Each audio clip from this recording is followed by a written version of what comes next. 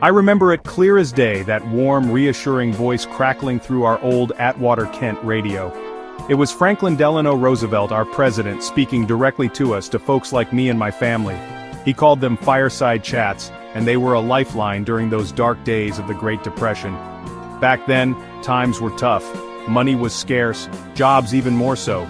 Fear had a way of creeping in, making you doubt if the sun would ever shine again. But then, President Roosevelt's voice would boom through that little box, and for a while, things felt all right. Before FDR, we were on our own. My PA, a proud carpenter, was out of work for what felt like an eternity.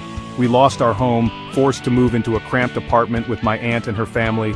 We weren't the only ones. Our whole street seemed to echo with the same tale of hardship. But President Roosevelt, he promised us a new deal, and you know what? He meant it. Slowly but surely, things started to change. My PA got a job building roads for the Works Progress Administration. It wasn't much, but it was honest work, and it gave us hope. With every dollar earned, a little bit of that fear receded. We weren't just surviving anymore, we were starting to live again. We weren't alone. We had a president who saw us, who heard our struggles and wasn't afraid to roll up his sleeves and get to work. Then came the war. The news of Pearl Harbor shook us to our core. The world felt like it was falling apart all over again. But just like before, President Roosevelt was there. His voice, a little wearier now but no less resolute, filled our living room as he declared war on Japan.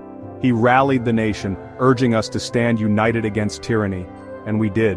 My brother John enlisted in the Navy, along with countless other young men and women.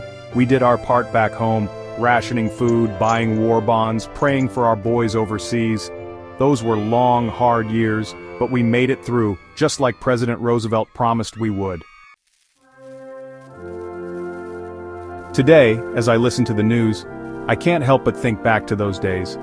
The world feels uncertain again, the future unclear. I hear echoes of those old anxieties, a familiar knot of worry in my chest. But then, I remember President Roosevelt, his unwavering faith in the American spirit, his ability to unite us in the face of adversity, and it gives me hope. We've faced tough times before, and we've come out stronger on the other side. I have to believe we can do it again. We just need to remember the lessons of the past, the importance of unity, resilience, and hope.